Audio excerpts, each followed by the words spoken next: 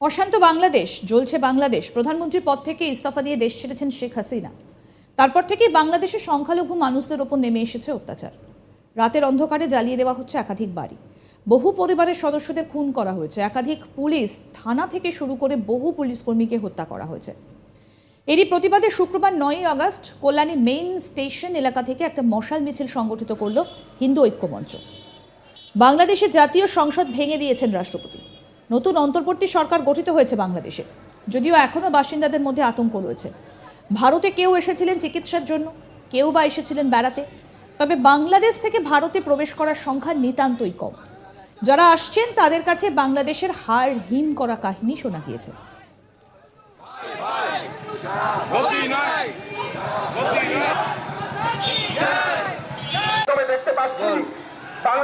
বাংলাদেশের সংখ্যালঘু হিন্দুদের ওপর যেমন অকথ্য অত্যাচার, লুটপাট করা হয়েছে, একইভাবে বাংলাদেশের শেখ হাসিনার আওয়ামী লীগ দলের সমস্ত কর্মীরা আছেন, তারা একইভাবে আক্রান্ত হয়েছে।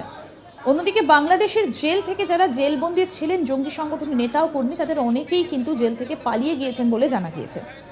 আর এই ঘটনাতে সিঁদুরে মেঘ দেখছেন অনেকে। বাংলাদেশে ফের জঙ্গি কার্যকলাপ বৃদ্ধি পেতে পারে বলে মনে করছেন তারা।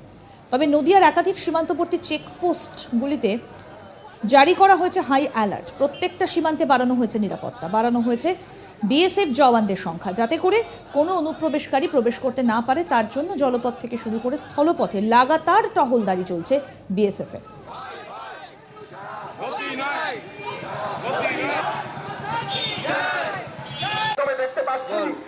বাংলাদেশের হিন্দুদের কি নির্মম অত্যাচার হচ্ছে, তাদের কিভাবে সম্পদ লুটে বসার মিছিল।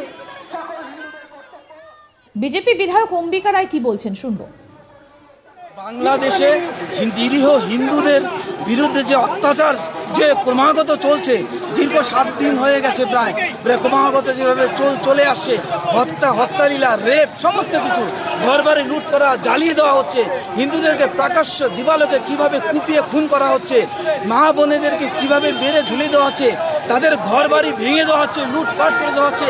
হাজার হাজার হিন্দু মা বোনেরা এবং তারা শহরের বর্ডারে অপেক্ষা করছে কখন বর্ডার খুলবে।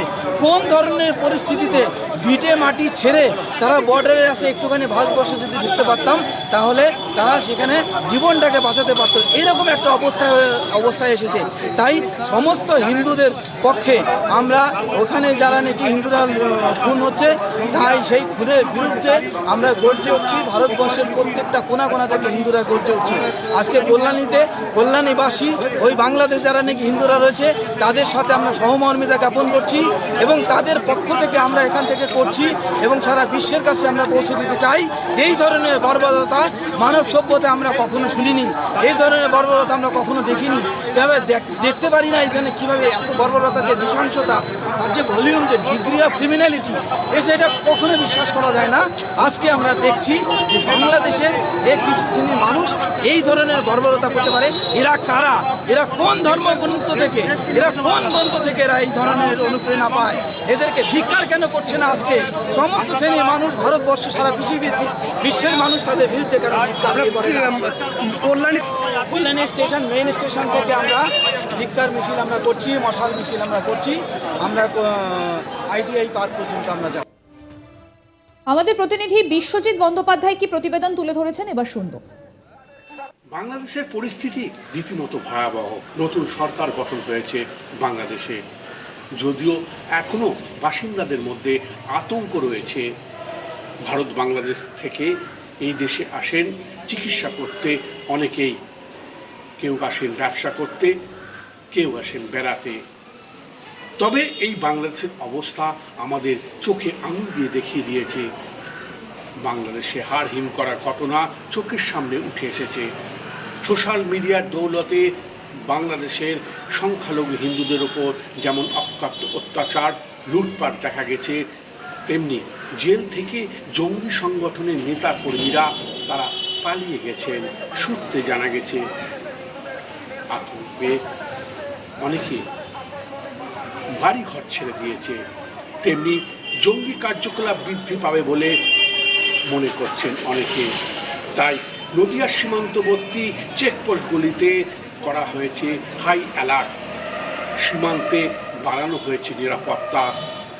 বিএসএফ জওয়ানদের সংখ্যাও বাড়ানো হয়েছে, যাতে অনুপ্রবেশকারীরা প্রবেশ করতে না পারে। জলপথে কিংবা স্থলপথে টহলদারি দিচ্ছে বিএসএফের জওয়ানরা। বাংলাদেশের সংখ্যালঘুর ওপর অত্যাচারের প্রতিবাদে তাই নদিয়ার কল্যাণীতে মশাল মিছিল বার করা হলো হিন্দু ঐক্য মঞ্চের পক্ষ থেকে। অশান্ত বাংলাদেশ জ্বলছে, বাংলাদেশ এর লোকজন আতঙ্কিত। বাংলাদেশের পরিস্থিতি রীতিমতো ভয়াবহ। নতুন সরকার গঠন। আমরা সবাই জানি যে গত কয়েকদিন ধরে উত্তপ্ত হয়ে রয়েছে বাংলাদেশের পরিস্থিতি। কোচবিহারের কাঁটাতারের ওপারে বাংলাদেশের লালমনির হাট, আর এবারে ভারতের কোচবিহারের শীতলকুচির পাঠানটুলি। কোচবিহারের শীতলকুচির ভারত বাংলাদেশ সীমান্তে ভিড় করে রয়েছেন হিন্দু নাগরিকরা বাংলাদেশের। দেখুন, সীমান্তে কড়া অনুপ্রবেশ রুখতে সেখানে টহল দিচ্ছে বিএসএফ। বাংলাদেশের উত্তপ্ত পরিস্থিতিতে সীমান্তে জমায়েত করছেন আতঙ্কিত সেই দেশের হিন্দু নাগরিকরা। বিএসএফের 157 নম্বর ব্যাটালিয়নের জওয়ানরা মোতায়েন রয়েছেন সেখানে। জানা গিয়েছে ভারতের কাঁটাতার থেকে প্রায় 400 মিটার দূরে গাইবান্ধা জেলার গেন্দুগুড়ি এবং দইখাওয়া গ্রামে শতাধিক বাংলাদেশের নাগরিক জমায়েত করছেন।